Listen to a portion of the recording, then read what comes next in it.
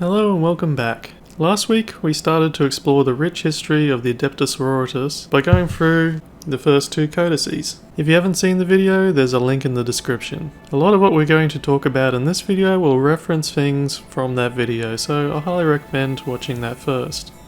So sit back and relax as we go through the remaining codices of the Adepta Sororitas.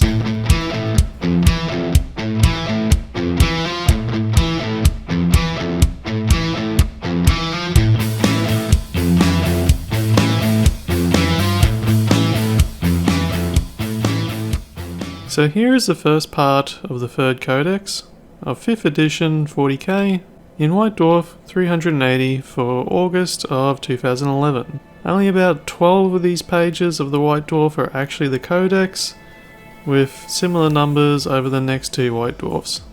It doesn't fill you with a lot of confidence that this codex wasn't a physical release, and after looking at the changes you might start to see why. But it's not all doom and gloom, there's some really good stuff in here. Before we get into that though, let's appreciate this beautiful Sisters murder force. This would have to have been one of the biggest forces of Sisters we've seen so far, plus we can now see an Exorcist. There aren't any models here that we didn't see in a previous codex though, so don't expect too much new in this one. The biggest change that I can see in the unit section is that there is a Sororitas command squad, which can be made up of Celestians, a Dialogus, and an Hospitaller, which sort of feels like the Novitiates teams that we have today, which can also have a Dialogus and a Hospitaller. But of course both of those units can also be separate from a squad at all now. The Witch Hunters are out of this codex, however a few models have been rebranded as Ecclesiarchy Priests, or Ecclesiarchy Battle Conclaves. No new models or major changes though. The rest of the units and models remain mostly unchanged from the previous video. The only other thing I wanted to mention about units is that the Archconfessor and Uriah Jacobus are still included at this point, but might not be for much longer.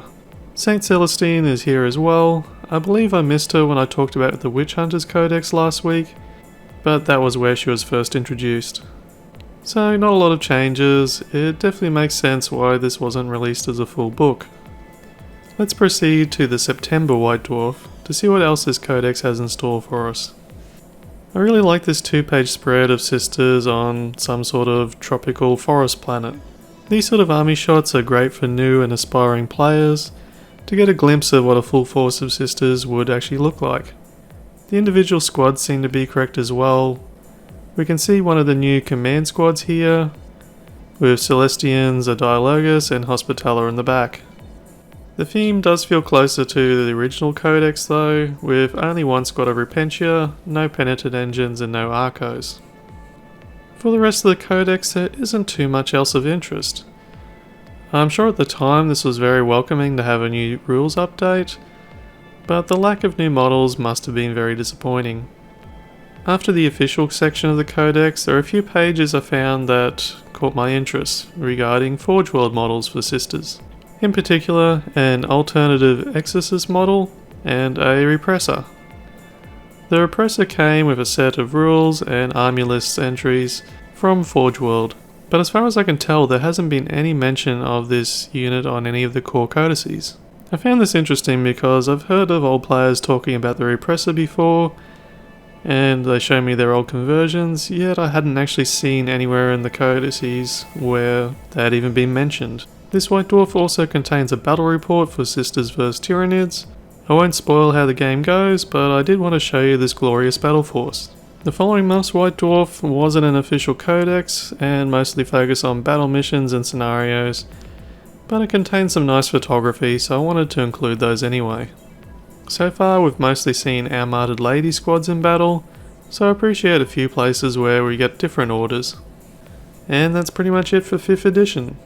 Nothing groundbreaking, but I'm sure the rules update was welcome at the time. The 6th edition codex dropped just 2 years later in 2013, and it was a digital only codex, with no physical release. It contains some pretty good artwork, including this battle sister on the front, which later became a commemorative edition model.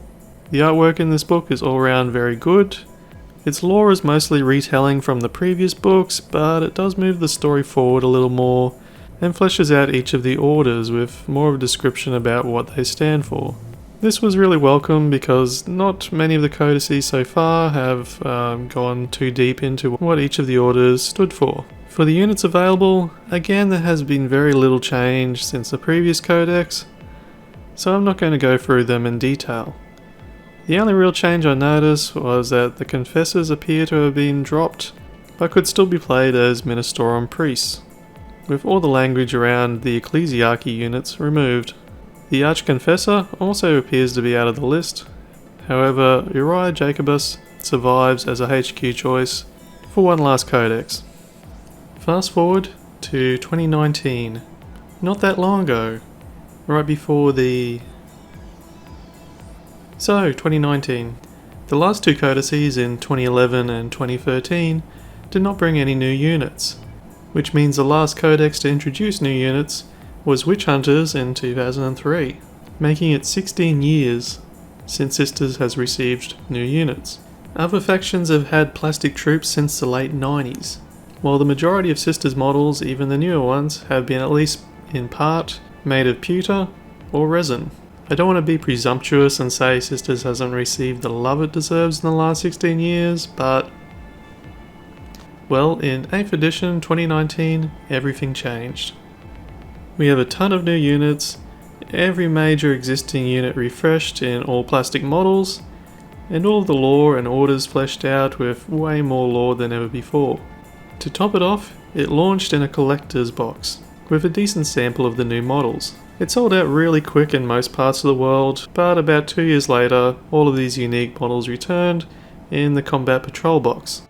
So let's take a look at this codex. The front cover loudly states, Sisters are back.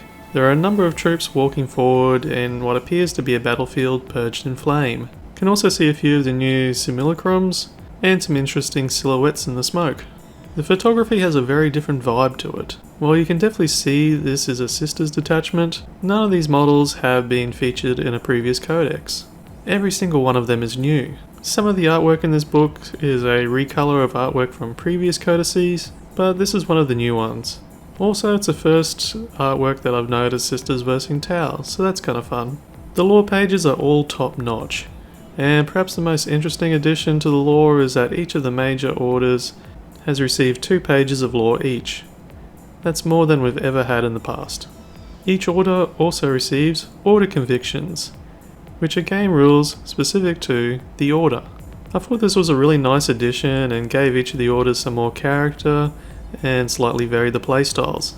We also have our first order-specific HQ unit in this book, and I hope there are more to come. Minor orders weren't left out either, receiving their first doses of lore as well. Some of these orders sound super extreme. For example, the Order of the Wounded Hand. These sisters were fanatical about one particular verse from the Passion of St. Lucia that described her hand being badly damaged in combat, but the suffering only strengthening her resolve. Members of this order would purposely deglove their right hand, removing the skin so that when they pull the trigger, they feel all the pain that St. Lucia felt. As wild as that is, I really like that these orders have some sort of fanatical flavour. There is also a few pages expanding the lore on non-militant units, which I thought was cool as well. The organisational structure of the Sisters has also been expanded. At the very top of the hierarchy, under the Emperor, we can see the Abbess Sanctorum, and what is really exciting is in the following codex after this, we'll actually see a model for that role. Not much else to note here. The convent structure really hasn't changed at all since the original in 1997 codex, which isn't a bad thing. As mentioned before, we have new plastic models for pretty much everything, and they look really fantastic. To summarise some of these changes, the Celestine box now contains 2 Gemini, however they are not bound to a squad with Celestine and can be used however you want to use them. Seraphim are back, and they have an alternative build with a more melee focus, called Seraphim. The command squad has been disbanded, leaving the Dialogus and Hospitaller as standalone units.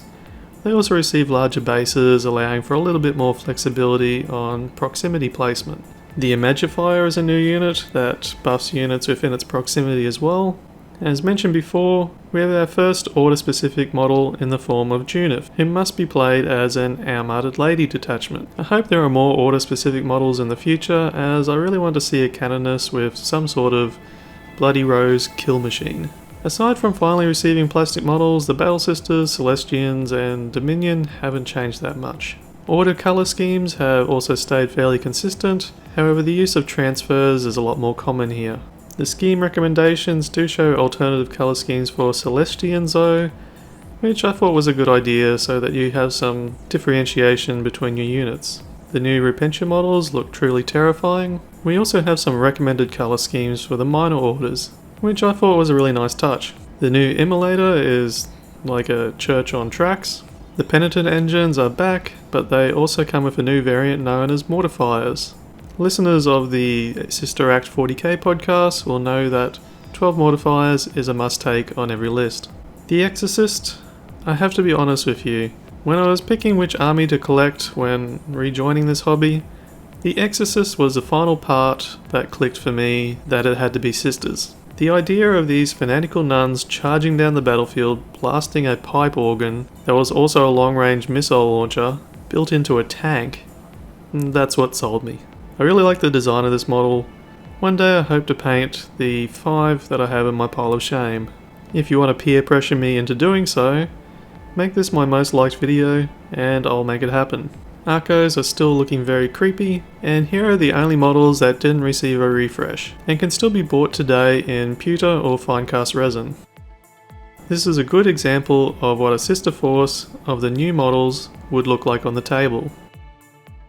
Another HQ model is the Triumph of St. Catherine, which is really more of a diorama than a model. So that's 8th edition in a nutshell. The codex that completely revitalized the sisters and introduced a ton of new fans to them.